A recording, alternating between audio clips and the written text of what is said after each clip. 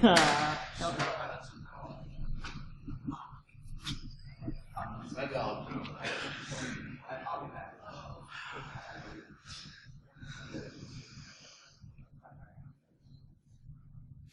morning.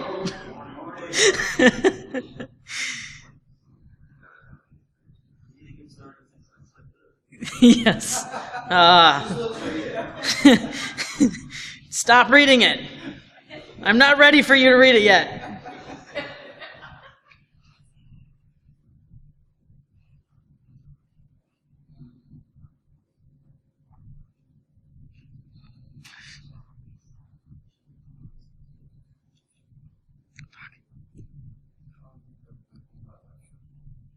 Oh, it won't let me use presenter view. No. Shh.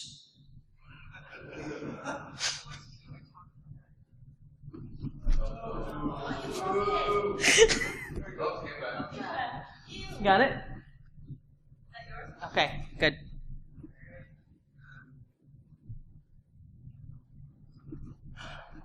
Oh, thank God. All right. Holy crap.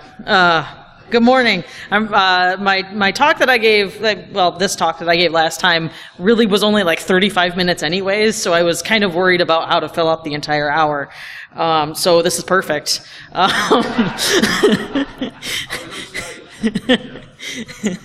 It was staged. I really just went over there and pushed a bunch of buttons until it stopped working. So now that you know I need a good starting sentence, I hope that was good enough. We'll see if my clicker works too. Fuck, no. All right. So hi, let's see here. I'm Amanda Berlin, Infosystir. I've been doing InfoSec stuff for about a year. So this is all very, very new to me. Being up on stage and speaking in general is new to me. Only the second time that I've given a talk. First time I realized that I giggled a whole lot. There weren't a lot of ums or any, filler words that I used. I just giggled a lot. So that's my goal, is to not sound like I'm drunk when I'm not. So right now I'm, well, for another week anyways, I'm on a purple team at a mid-sized hospital in Northern Ohio. I do, I'm on the infrastructure team, so a little bit of everything.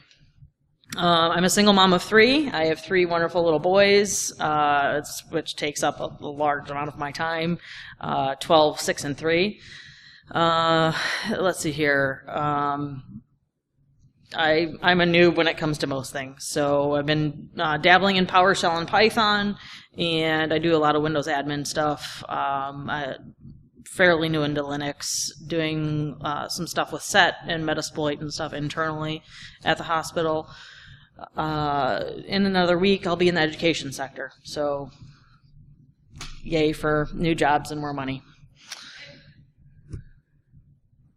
So a little bit of the stuff that I do, Windows admin, I run a phishing campaign at the hospital where we phish all of our internal users for user education. So we decided that we wanted to educate our users because we knew that they were our single point of failure when it came to a lot of attacks in our pen tests earlier on in the year.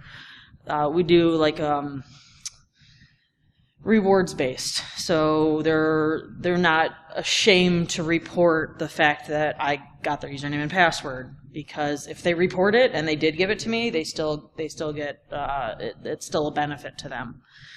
I manage our SIM, which is not fun. It's probably the worst part of my job. I don't really like it at all. And, security in general, everything infrastructure. We have a really good team, and I'm sure they'll have an opening soon if you live in Ohio. Let's see here. The reason why I'm up here, last year there was an article ran during DerbyCon in the local paper that painted us in a really negative light.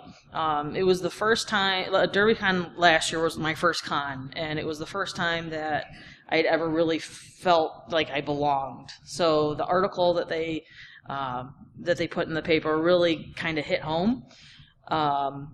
So you evil hackers are the reason I'm up here.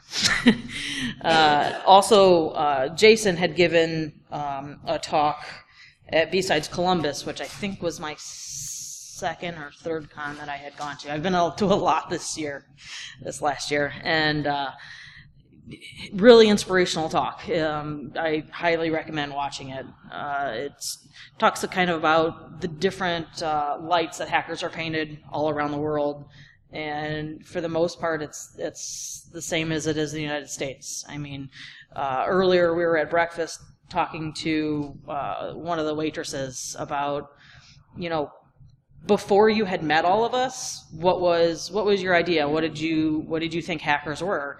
It's like, well, somebody that would invade your privacy, somebody that has negative intentions at heart. And now that she knows us, she's it's completely different. So a lot of it's just appearances, right? How the media paints what we do and how we do it. And then Dr. Hume, who was wearing a kilt. I don't know if he is today, but he's out there. He's one of my first online friends. So he's like, yeah, you need to submit a talk. And I think the only reason he did it was because he was doing the CFPs for Circle City Con, and he needed more talks. So it might have been just to help him out, but he got me up here anyways. So, the prep. I wrote an article, right? It was called Hackers Are People Too, hence the talk. It took a little bit to get traction with the article, but it did get me to write in a local business journal, and got me up here on stage. So there's the article. I actually wrote it for the people that don't know who we are. It was something that I could point people to if they like, those hackers, they're all criminals. This is an article that kind of tells a little bit about what we do, Hackers for Charity, and how it made me feel as somebody just finally belonging, that people thought of me like that. I've never been to jail yet. And yet. The night is still young. So it really, really did hit home to me, so that's why I wrote the article. I made it pretty. I put it on Imager, got some funny comments, got some people that thought I was an idiot, but that's the internet, so... And then I freaked out. I'm internally freaking out all the time, just because I'm new to this. Who cares what I have to say? And it surprises me. There's some people that have been in the industry for such a long time, have blogs, have books, have software they've written, are heads of companies, and they still have the inner freaking out. It never really truly goes away. I think it was Bill Brenner wrote an article that kind of talked about, I don't know what I'm talking about. Why are these people? Why do these people care? Why do these people are even listening to me? So it's really amazing to know that I'm not the only one, and it's not just noobs that are freaking out. It's pretty much everybody. And I was pointed to a bunch of different articles online on how to speak and how not to freak out while I'm up here. But when I get up here, I know half of you people anyways. So. So getting the article out there was kind of difficult. I tried to get it to some local papers. Didn't really want to publish it. I'm a press director for a band that I'm in, so I have the email addresses of probably 50 or 60 local newspapers in Northern Ohio and Southern Michigan. And nobody cared. Like, nobody wanted to print the article. I mean, I don't know how you normally go about that. I think they have to kind of come find you, but you know, the next day they printed an article about why the Christmas lights were still up downtown. So that hurt me a little bit. Yeah, I tried to push it out there as much as I could. I had some hits. You know, people in the community liked it and they shared it, and my mom liked it. I guess that counts. All right, so then I just decided I'll just talk to everybody about it. So, you know, I went to go get an x-ray done. So I'm talking to the x-ray tech. I'm talking to the lady that's taking my blood pressure. I'm saying, oh, yeah, you know, I'm a hacker, and I work here, and, you know, this is what we do. And just the light that came on, and people were like, what? Like, really? I'm like, yeah, really. I mean, this is my article, go show people. And it also kind of got me out of my shell. So I had quite some time where I was really withdrawn and I still don't like people, but I like you people, so that's nice.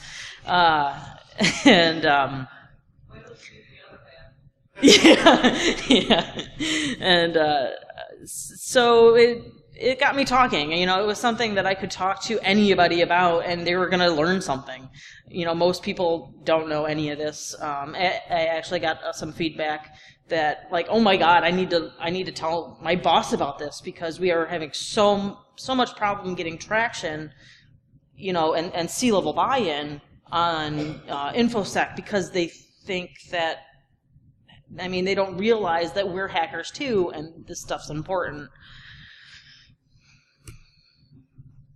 So this is some of the positive feedback. I've been told that I have a really hard time taking compliments, so I sucked it up and put it on a slide.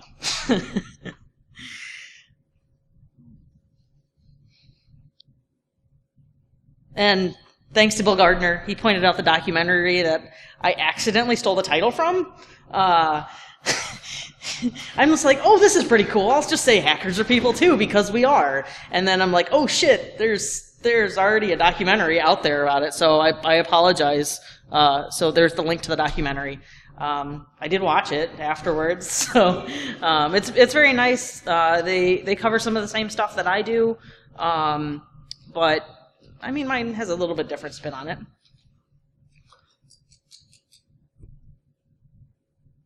And there's my negative feedback. So the reason I wanted to get it in the local paper is because so often I read the comments on the online paper, and it is full of just stupid people and trolls, and like I wanted some negative feedback just so I could use it for a slide, right? But that's all that I got. Oh, I know, but I wanted that. I wanted the comments so bad, just for that purpose. And you know, I got yelled at for stealing the title also, accidentally. Didn't do it on purpose. I swear. So I got some really cool questions too, which I tried to incorporate in the slide, other than the simple stuff that you guys should all know about, like spyware and stuff. Excuse me. So they didn't realize the different kinds of hats, and the fact that, you know, the hackers that they normally talk about on TV are black hat or they're criminals. There's such a big difference. So that's a lot of the questions that I got. And will you fix my PC? It always comes up. So the breakdown for the C levels, I'll try and go through these ones a little bit faster because I think most of you should know about this, but I'll cover it anyways. So all the hats. I added purple hat on here because, woo, go purple team. You know, a little bit of red, a little bit of blue. It's a team thing, more of a hat thing, but blue was on there already, so I had to put purple on there. So the white hat, this is what the C levels need to know about. You know, your OSCPs, your OSCE, CEH, and this is is us wanting to help the community. This is, you know, our CIOs are sometimes white hats. You know, it's helpful to get that information out there. The black hats, you know, they don't care. Those are the guys on TV. And the gray hat, another good thing that that was pointed out to me is that could be like a white hat hacker by day and black at night, or it could be kind of a little bit of both. Yeah, what's out there? Should we go back to that? I tried to get the image bigger, but... All right, the good stuff. So last year, I was amazed sitting at closing ceremonies, watching these people bid on just stuff, to raise money for Hackers for Charity. You know, people walking around in zombie makeup, and it was really inspiring to see the amount that people cared for that kind of organization. And I think, who told me what DEF CON made? It was like 36,000? Yeah, I think the DEF CON hit 36,000. So we have to beat that. We'll see, because they kind of limited attendance this year for DerbyCon, so we didn't sit so close together. I see you guys aren't having that problem. But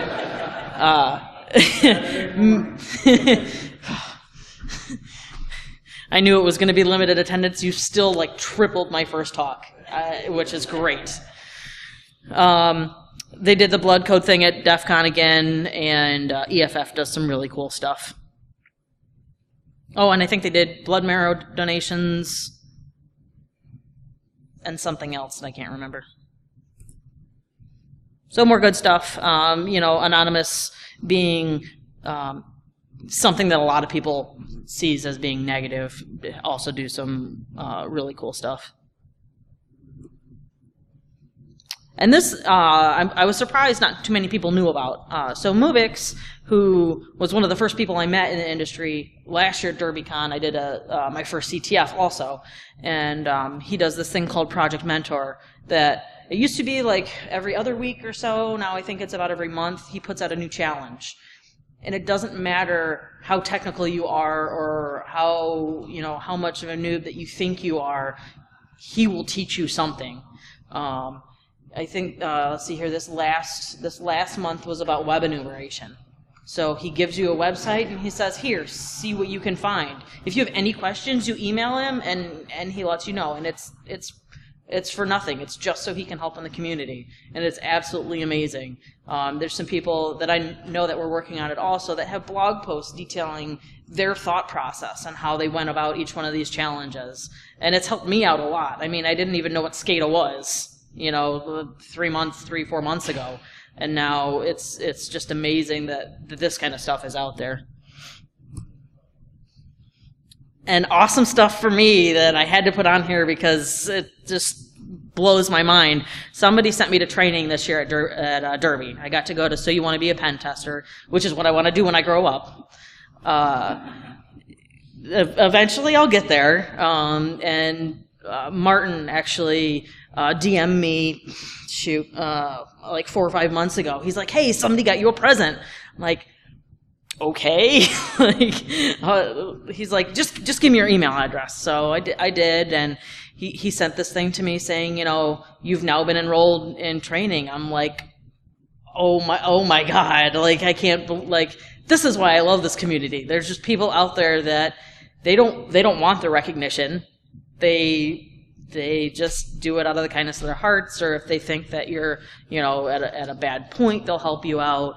And it's, this is one of the best places. It's DerbyCon because it's, all in the family type stuff. And then a friend of mine set up a crowd tilt for me to go to my first DEF CON, which was also incredibly amazing. And it's not just because I'm a girl. I swear it's not. I wanted to. I plan on paying it forward again. There's a couple people that I know that really want to go that are new in the industry, and that's what I plan on helping them do next year. And and then just the support and guidance is amazing.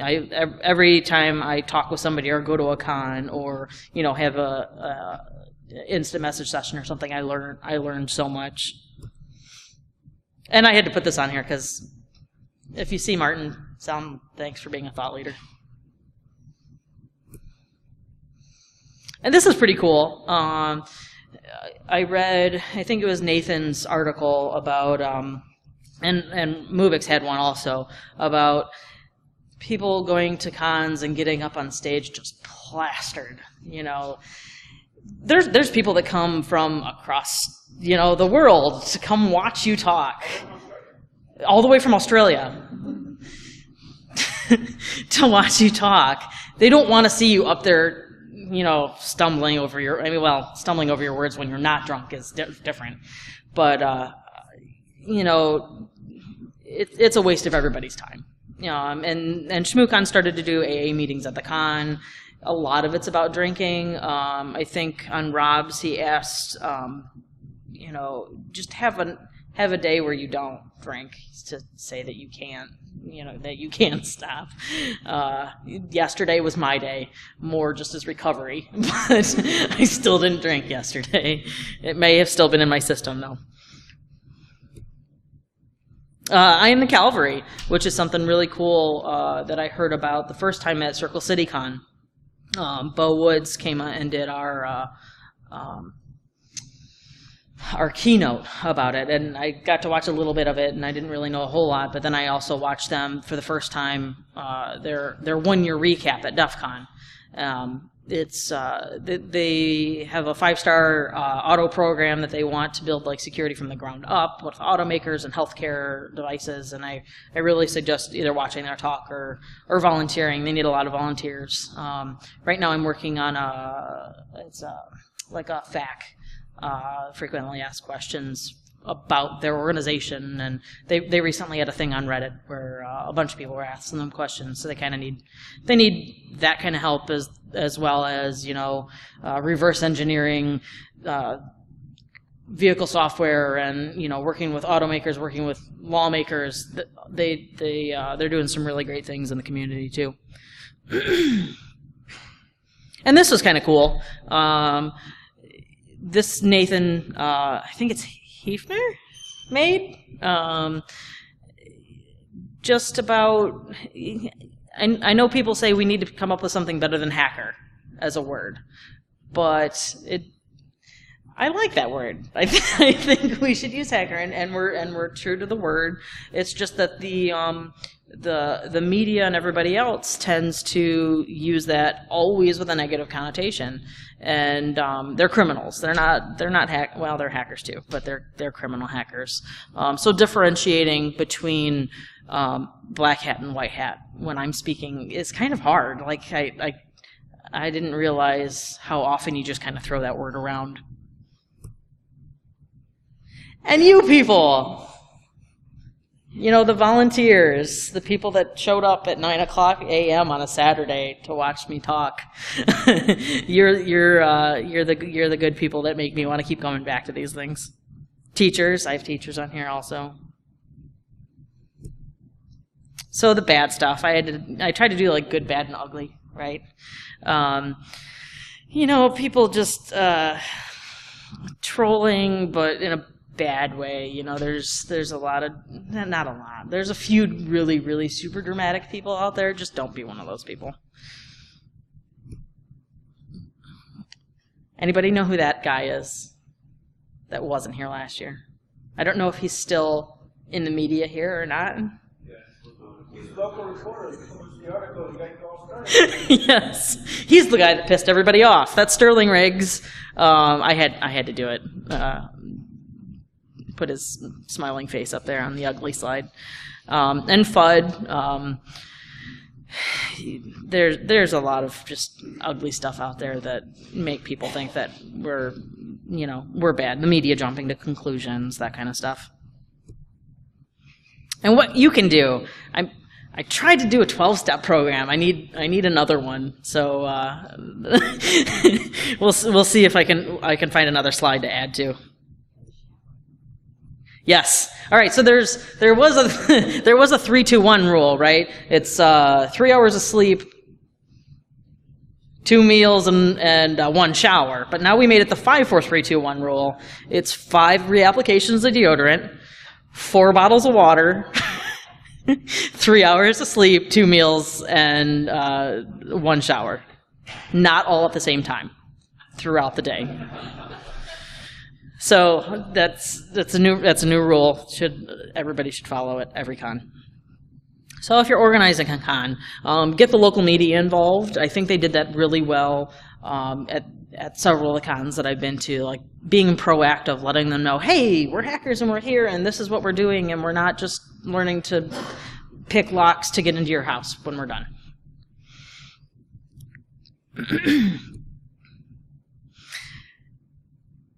I think I already cussed on here, so don't be a douchebag. It should go without saying, but I haven't run into it a whole lot, but there are people out there that you're like, I went to a con in Columbus, and there's that guy that's out there talking about how awesome we are and how we can get into your bank account and just spouting off crap to in front of an entire bus of people that didn't know why we were there. It just gives a really, really bad taste in people's mouth when there's this little old couple that hear that kind of crap. So the big time, if you're on news, papers, TV, just try and mention black hat instead of or a criminal hacker instead of just hacker. And social media too. I've kind of slacked on this one as far as like correcting people if they say just hacker. But most of the people I talk to already know, so it kind of just slips my mind. In normal conversation or when I'm on Facebook and stuff, I try and like, for the love of God, somebody logging into your Facebook is not hacking. So preach the word. I had no idea what InfoSec was. I didn't realize that's what I was doing. I didn't realize I was on the blue team already for 5 years. I think a lot of smaller organizations and smaller IT places don't realize that that's, for the most part, everybody's a blue team that knows anything about security. In smaller organizations, the larger ones usually have more in-depth coverage when it comes to this stuff, but C-levels also don't really know a whole lot about it unless you have somebody from the bottom that knows, kind of pushing that upwards.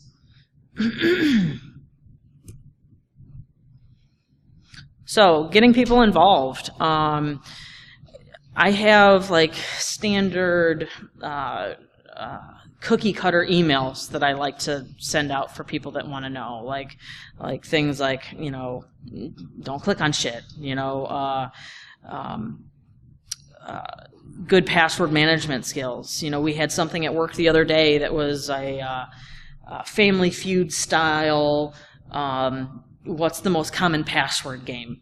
For people that came by, and it really got them interacted with us. And they're like, well, we have, 10 passwords that we have to remember. How are we going to remember all these? So, you let them know about password safes. You have,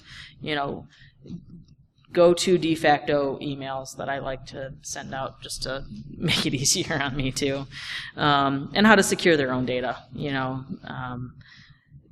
I always wanted to start up because I hate giving support to my own family. Lots of people. I just get so I can be completely professional with anybody else, but when it comes to my own family, I just get irritated. So I always wanted to come up with a company that we could swap each other's families out. So yes. My mom called me on Thursday. Yes. Yeah, exactly. It's the worst customer service when it's your own family. So it's going to be this huge organization that we just swap each other's family and provide, the free tech support that we would be anyways, just without our blood pressures rising and without having to have awkward Thanksgiving conversations. Oh, so yeah, I kind of skipped ahead on that one, but another really cool thing is Hack for Kids. My friend Mike Cooley went and spoke at their little thing in Chicago, which was amazing. You know, you have all these little kids trying to learn, you know, how to hack, and, you know, he did Wireshark stuff, and, you know, getting them interested in lockpicking. And they have a whole thing at DEF CON for kids, and it's very, very, very cool. I really wanted to take my son because he seems to. I don't want to push my interests on him, but he really does seem to, well, as long as it involves Minecraft, he's interested in it, so.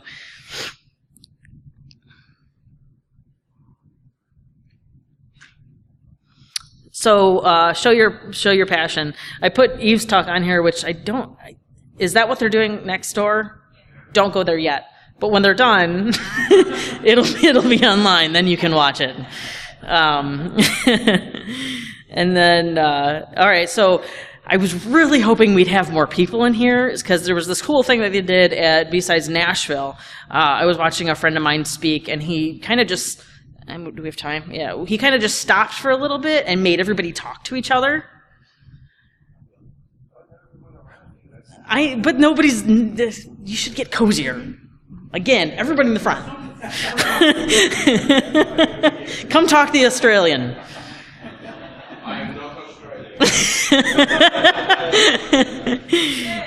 G'day. Also, random acts of InfoSec. You know, volunteering at a church, volunteering at, you know, other nonprofit organizations, teaching, you know, doing workshops at, Bill, what's the one that you did recently, all the workshops that all the students were going to? Those were tech summer camp. Okay, yeah, like doing, right, doing summer camp stuff. Yeah, volunteering at school and workshops, and there's so much that we can do to, you know, do it for the kids.